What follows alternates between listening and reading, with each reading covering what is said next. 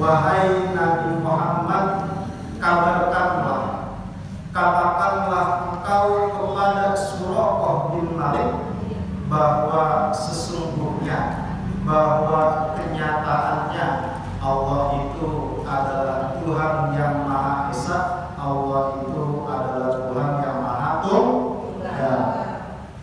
Dan juga kabarkanlah wahai Muhammad bahwa Allah itu As-Samad. As-Samad itu adalah zat yang tidak membutuhkan apapun. Dan juga Allah disifati lam yalid wa lam yulad, tidak melahirkan dan tidak dilahirkan.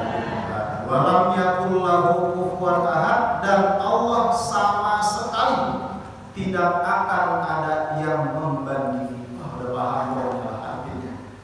Ada di terjemah-terjemah, ada di Google, ya. Cuma yang mau saya bahas di sini adalah jadi surat Al-Ikhlas, surat Kulhu yang biasa kita baca ternyata mempunyai sababun nuzul. Punya apa, Bu? Punya apa, Bu?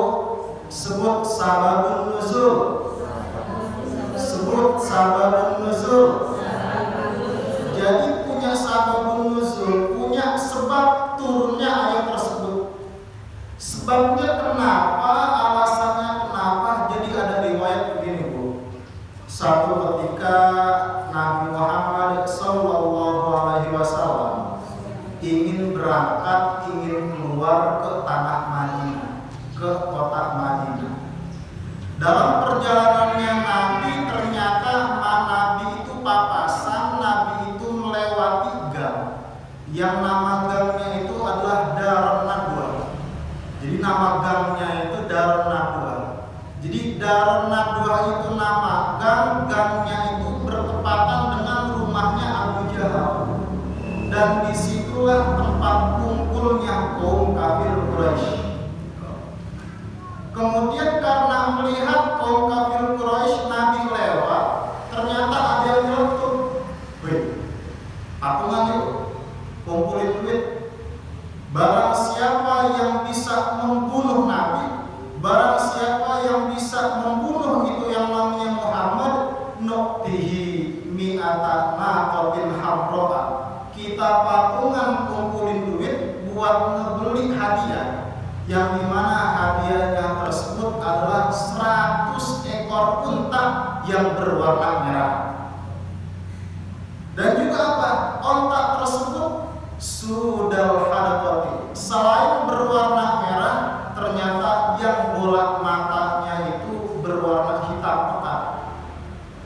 Mendengar ganjaran hadiahnya adalah demikian, ada nih orang kafir yang bernama Suraqah bin Malik. Siapa bu namanya, Bu? Siapa bu namanya, Bu? Suraqah bin Malik mikir, kayaknya kalau saya punya 100 ekor unta demikian, barang elit nih. Saya pengangguran juga seumur hidup, cuek-cuek aja. Kata Suraqah bin Malik. Suraqah bin Malik tunjuk tangan. Saya siap untuk membunuh Nabi, saya siap untuk membunuh Muhammad. Gampangannya ngirim CV lah, ngirim data riwayat lah. Akhirnya disetujui, di ACC. Kemudian keluarlah itu si Suraqah bin Malik. Sesampainya dalam perjalanan, pas bertemu sama Nabi besar Muhammad Sallallahu Alaihi Wasallam.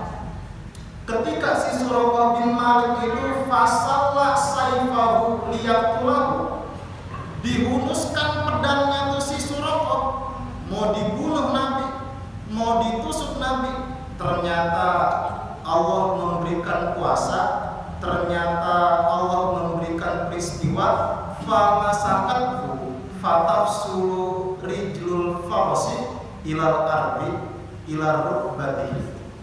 Ternyata tanah yang diinjek kudanya si Suraqah bin Malik ambles. Amblesnya itu ternyata sampai ke lutut, sampai ke dengkulnya si Suraqah. Suraqah pun minta ampun, ya Rasulullah, wahai utusan Allah, al-amanah, saya minta aman, saya minta ampun, enggak saya ulangi lagi. Kemudian Nabi maafin, ya udah sana pergi. Nabi lanjut perjalanannya, ternyata si Suraqah nggak kapok.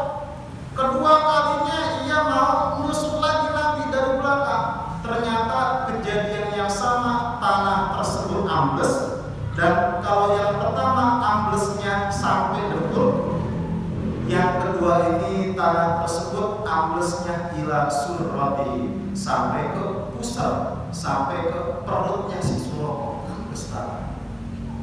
Kata si Suraqah, ya Rasulullah al-amanah, ya Rasulullah saya minta ampun dah, la af'alu, saya gak bakal ngelakuin lagi. Kemudian Nabi bebasin lagi di Suraqah, ya Rasulullah. Tapi si Suraqah nggak balik, Bu. Ternyata si Suraqah itu ngikutin Nabi, nanya ke Nabi, ya Rasulullah, wahai utusan Allah. Kata si Suraqah, kira-kira berapa orang ya? Dinanya bisa ngikutin? Bisa. Nah, kemudian si Suraqah itu nanya ke Nabi, ya Rasulullah, wahai utusan Allah, man ilahuka, siapa sih Tuhan engkau? Haitsu kana lahu qudratun mithla dzalika. Soalnya ini Tuhan engkau ini sangat hebat. Engkau sebagai utusannya mau saya bunuh, tapi ternyata engkau dilindungi sampai-sampai saya dimakan oleh bumi. Siapa sih Tuhan engkau? Apakah Tuhan engkau tersebut amin dhahabin, terbuat dari emas? Amin fiddatin, apakah Tuhan engkau terbuat dari perak? Amin nuhasin, atau dari tembaga? Amin hadidin, atau dari besi? Siapa sih Tuhan engkau? Kemudian Nabi ini nggak langsung menjawab. Ternyata Nabi fasakata, Nabi diam. Nah, kisah halnya menundukkan kepalanya, nggak langsung jawab. Kemudian Allah perintahkan malaikat Jibril, wahai Jibril, turun ke bumi, sampaikan ke nabiku, yaitu Nabi besar Muhammad Sallallahu Alaihi Wasallam, untuk menjawab pertanyaannya si Suraqah seputar aku dengan surat Al-Ikhlas ini yang berbunyi Qul huwallahu ahad, Allahus samad, lam yalid wa lam yulad wa lam yakul lahu kufuwan ahad. Jadi surat Al-Ikhlas ini adalah jawaban dari Allah yang mempertanyakan gampangnya Allah itu kayak gimana sih? Paham Ibu? Ibu yang kumus ini paham? Alhamdulillah. Ibu yang kumus paham? Ya singkat cerita, si Suraqah bin Malik itu masuk Islam. Wa hasuna Islamu, Islamnya jadi bagus, Islamnya mantap. Kemudian setelah kita paham bahwa asbabun nuzulnya, sebab turunnya ayat surat Al-Ikhlas adalah demikian, saya mau kasih tahu nih, berbagi ilmu bahwa bila kita membaca surat Al-Ikhlas, surat Kulhu, maka banyak fadilah, banyak keutamaan, banyak ganjaran, banyak pahala yang akan kita dapatkan. Antara lain, ibu pasti sudah paham, barang siapa yang membaca surat Al-Ikhlas 1 kali, maka ganjarannya seperti, maksudnya tahu? 1 kali aja nih baca Al-Ikhlas, maka ganjarannya seperti faka'an nama qara'a thulutsal Qur'ani, seperti membaca 10 juz, ya kan? Sepertiga Al-Qur'an, dari 10 juz. Ditambah lagi barang siapa yang membacanya 2 kali, faka'an nama qara'al Qur'ana thulutsal Qur'an, maka ganjarannya ia membaca seperti berapa juz? 20 juz. Dinaikin lagi jadi 3 kali dibaca, faka'an nama qara'al Qur'ana lahu, maka ia seperti membaca 30 juz Al-Qur'an. Udah paham lah. Terus nyelotok umpama orang dari sekolah Ustaz, jamaah-jamaah, ibu-ibu masjid Miftahul Huda rajin. Amin. Itu nggak rajin-rajin. Jadi satu hari itu kebiasaannya itu bisa membaca setengah juz, 5 halaman. Tiba membaca kulhu 3 kali doang, encer lah, gampang, tambahin lah. Oke, kalau mau ditambahin, barang siapa nih Bu membaca surat kulhu, membaca surat al-ikhlas sebanyak 10 kali, terserah hari apa aja. Dan 10 kalinya itu ba'da sholatil fajri, setelah sholat fajar, setelah sholat subuh, maka ganjarannya, maka pahalanya adalah lam yasil ilaihi dambun wa in jahada syaitan. Maka setan, maka iblis, meskipun nih pentolannya nih, jagoannya itu namanya ifrit. Jadi jagoannya setan, rajanya setan, iblis itu namanya ifrit. Sekalipun umpama si ifrit turun tangan nih buat menggoda ibu, umpama di hari esok, hari Kamis, karena paginya udah membaca setelah subuh surat al-ikhlas 10 kali, nggak akan mampu dia menipu daya ibu-ibu ini. Mau Bu? Mau Bu? Yang sebelah sana mau Bu? Mudah-mudahan kita bisa melakukannya. Terus umpama itu 10 kali, ditambahin lagi jadi 11.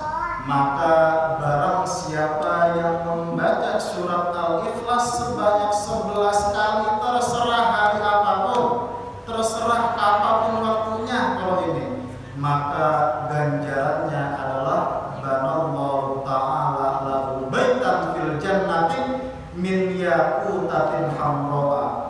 Allah akan mendirikan, membangunkan rumah untuk ibu-ibu nih yang membaca 11 kali surat al-ikhlas di dalam surga, yang dimana bangunannya itu terbuat dari batu yakut berwarna merah. Mau nggak Bu? Mau nggak Bu? Ibu yang punya mau nggak Bu? Alhamdulillah. Betul. Wah banyak banget, dilakuin aja ya. Insya Allah. Terus nih, ini perkara penting juga nih Bu. Jadi kan ibu-ibu ini kan jauh-jauh, ya yang dekat juga sih, bahasanya jauh-jauh aja. Jauh-jauh dari rumah, melangkah, mengeluarkan tenaga, nyampe ke sini. Nanti kan bakal pulang lagi ke rumah. Iya? Nah, saya kasih cara nih. Sebelum ibu, ketika ibu sudah masuk ke rumah, ibu tuh baca kulhu juga, baca surat al-ikhlas juga. Cukup 1 kali. Nyampe rumah, baca surat al-ikhlas. Karena kenapa? Karena dijelaskan ada riwayat seperti ini. Waruya anna rajulan syaka ila Nabi sallallahu alaihi wasallam minal faqri. Jadi ada satu orang laki-laki ini nih nyari kerjaan nggak dapat. Bininya udah ngomong kalau cari kerjaan sono. Dari kerjaan melamar sono sini berapa. Sampai akhirnya frustasi, ngadu syaka ila Nabi, ngadu ke Nabi. Minal faqri, dia nggak punya duit sama sekali. Anak yang butuh makan, istri yang butuh makan. Kemudian apa? Nabi menasehati, kalau perkara itu mah gampang. Idza dakhalta manzilaka faqra suratal ikhlasi fa fa'alahu fa wasa rizqahu. Kalau ente masuk rumah, baca aja pas masuk rumah surat Qul huwallahu ahad cukup 1 kali. Ketika engkau melakukannya, maka pasti Allah melapangkan, pasti Allah meluaskan rezeki engkau. Dilakuin tuh, ternyata keesokan harinya benar itu orang jadi orang yang berkecukupan. Mau dilakuin? Insya Allah. Kemudian sebagian dari fadilah, dari keutamaan surat al-ikhlas yang begitu dahsyatnya juga ini Bu. Jadi surat al-ikhlas itu apabila dibaca di orang sakit, kan kita nih nggak tahu nih sehatnya sampai kapan, ya. Bukan nakut-nakutin atau apa, kita nggak tahu nih sehat sampai kapan. Siapa tahu aja lusa sakit, ya kan? Dan kita pun nggak tahu hidup itu sampai kapan. Bukan nakut-nakutin, faktanya gitu kan. Siapa tahu tetangga sono yang sono meninggal ya, ya kan? Nah, maka dijelaskan oleh Nabi, barang siapa yang membaca surat Al-Ikhlas fi maradihil ladzi yamutu fihi, dalam keadaan dia itu sakit dan dari sakitnya tersebut dia meninggal dunia. Tapi pas lagi sakitnya tersebut dia jalan memang pegel, main HP, ada fotonya? Nggak ada pertama. Mau makan, dia memang mulut pahit, ya udahlah baca dulu aja, Muhammad. Tapi harus begitu. Dia membaca kulhu, maka kemudian ia meninggal dalam sakitnya tersebut ketika membaca kulhu, maka ganjarannya adalah lam yatmin fil qabri. Jenazah tersebut yang membaca kulhu dalam sakitnya itu tidak akan busuk di dalam kuburan. Jadi itu yang di film-film tuh siapa tahu aja tuh dia ngamalin itu. Atau apa lagi? Keadaan yang ada di alam kuburnya nih. Oke, jasadnya nggak busuk. Dan keadaan yang ada di alam kuburnya nih, wa aminah min daikil qabri. Ia itu selamat, ia itu merasa puas di dalam kuburannya. Jadi aman dari gencetan kubur tuh aman tuh. Apalagi kemudian ketika Allah kumpulkan jenazah tersebut untuk menghampiri surganya, untuk menemui Allah Subhanahu wa taala, dijelaskan bahwa orang tersebut fahamalathu malaikatu bi ajnihatihim hatta yajuzu bihi minas sirati ilal jannah. Ternyata orang tersebut juga menghampiri Allah, nemuin Allah, masuk ke dalam surganya Allah itu gak jalan. Ada nih orang mukmin nih, kenalan ibu-ibu nih, orang soleh, ngampirin Allah, nemuin Allah, ke surga masih jalan, masih biasa.